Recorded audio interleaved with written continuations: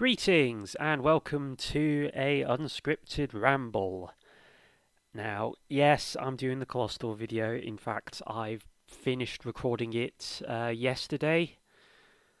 I just need to edit everything together, which takes a surprising amount of time. And I just need to get a few more things ready for the actual play, but other than that, it's coming. However, right now I want to talk about the Dagger playtest while it's, still relevant. So, for those who are still kind of out of the loop, which that's okay, I know quite a few of you are. Dagger is a upcoming fantasy TTRPG made by Darrington Press. It was announced, I think, roughly this time last year. Yeah, I think it was. And as of 2 days ago, it is in open beta. The playtest is free to download, and I've had a little look through it. I've yet to actually roll up a character, though I think I understand the rules for that. But I have a few thoughts, a few things I like, a few things I'm not quite sure about, and a few things I don't like. So let's get into it.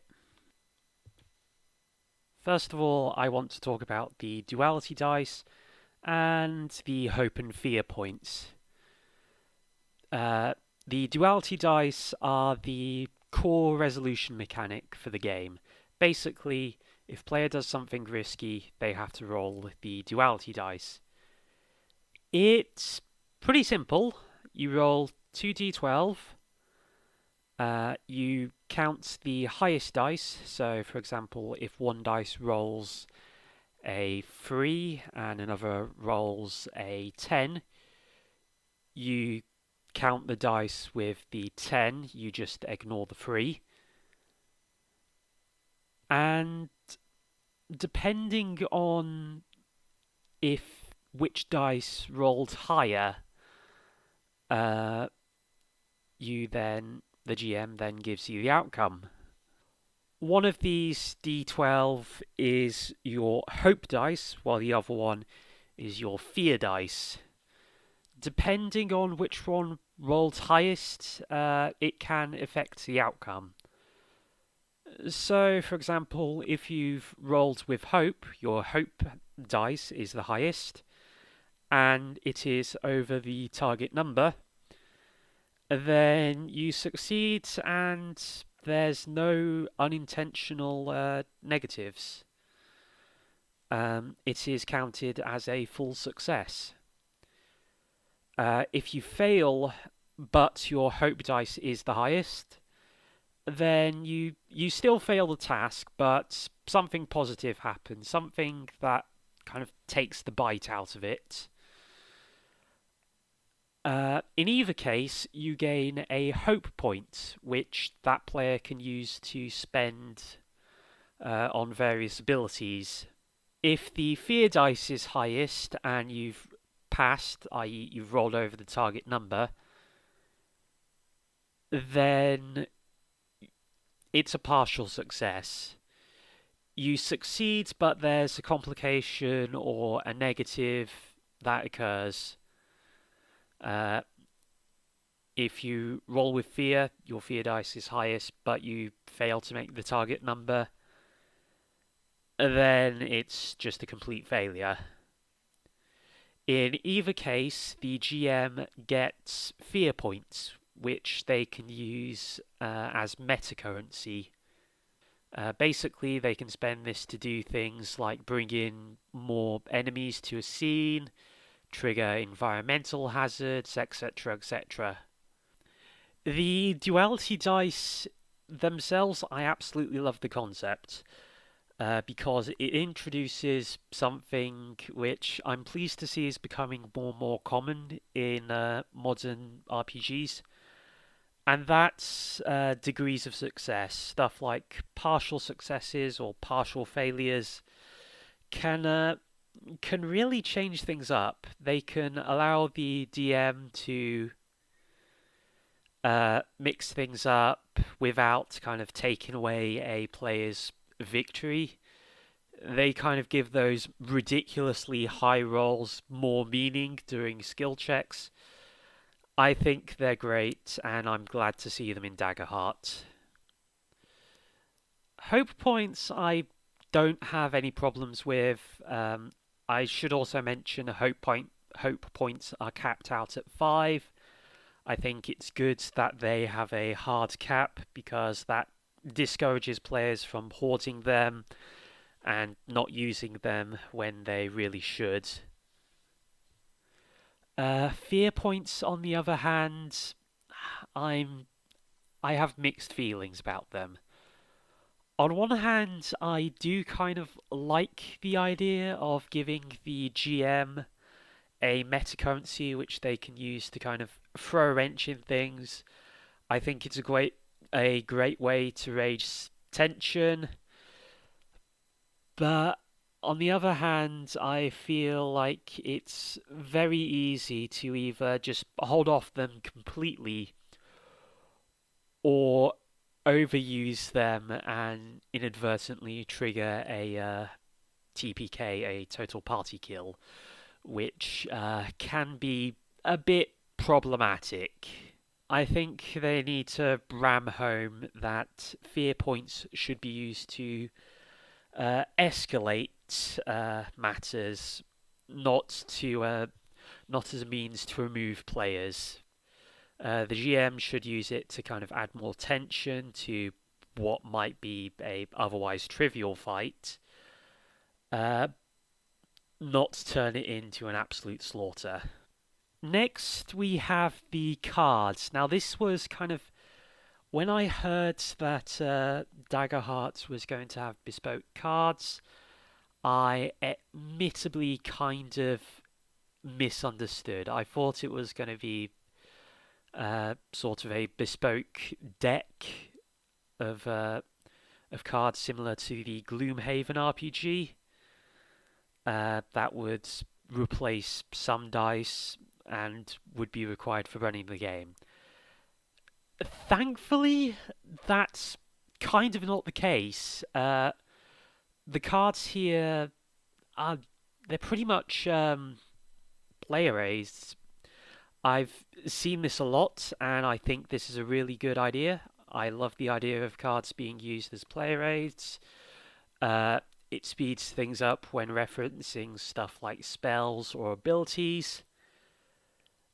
The only kind of thing I'd say, and judging by the fact that there are printout cards in the playtest, I think we're also going to see something similar in the full retail version. Uh, the information on the cards, the abilities, the domains, which are kind of the various sort of skill sets each class has, uh, they need to be available in the book. What I'm trying to say is it shouldn't be just in a deck which you have to buy from Darrington Press. It should be freely available, so that if you can't get a deck for whatever reason, it's no biggie. You can still play the game. You just have to do a bit of bookkeeping using pen and paper, which is fine. So yeah, that's good to see. So the one really big gripe I have is the initiative initiative system used for combat. The I'm still kind of trying to wrap my head around it, and it's not because it's complicated. In fact, it's not complicated at all. Each player has action tokens. They expend those tokens to use actions. It's just, I feel it's a bit too freeform. I feel like there should be kind of hard limits, like each player has X number of action points and each enemy has X number of action points. It just I don't know, it doesn't sit well with me. It's the kind of one area I feel like rules light games kind of sometimes trip up on. Combat is kind of one of those areas where you can afford to have quite a bit of crunch. If you're kind of just role playing, kind of rolling investigation or crafting roles, then being rules light, that's perfectly fine. In fact, I'd say that's a good thing. That's kind of the place you don't want to be bogged down with rules. Combat, I think things being a bit vague might be a bit problematic. So I feel like you should be, they should be a bit more harder on that section. And, well, sort of finally, we're coming to the rules on player death.